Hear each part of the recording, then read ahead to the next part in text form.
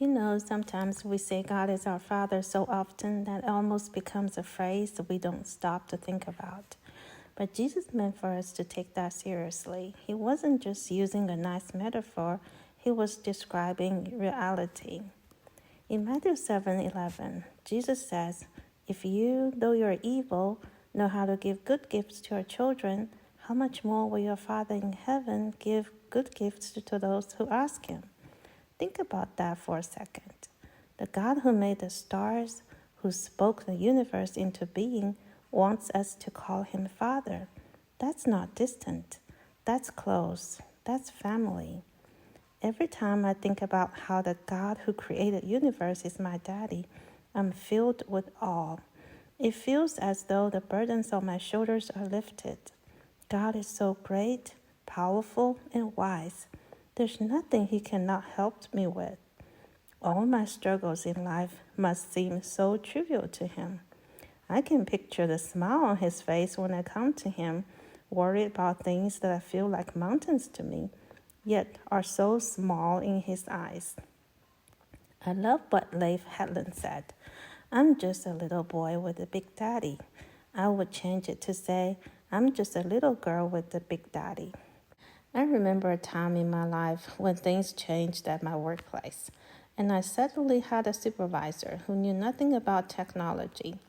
I was working in the IT field, and my title at the time was web developer. I was very unhappy with the situation. One day, while driving and thinking about it, a thought came to me. I have a big daddy. The whole universe belongs to him. Back in my home country, if your father is a company manager or a government official, it's very easy to find an ideal job. Since my dad owns the entire universe, it must be very easy for him to give me a job. Not just any job, but a dream job. A job I truly love and am passionate about. I had always wanted to be a database administrator. Companies don't typically hire developers to fill DBA positions, but nothing is too difficult for God. Sure enough, I soon saw an opening for a DBA role in a different department within the same university. At the time, I was living in a small college town with almost no companies nearby. The nearest big city was an hour and a half away, and the university was the largest employer in town.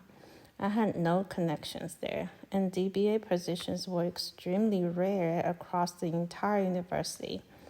Yet God literally created a DBA position for me and gave me the job. What happened was that the department had just received funding to launch a new project, and that they needed a DBA.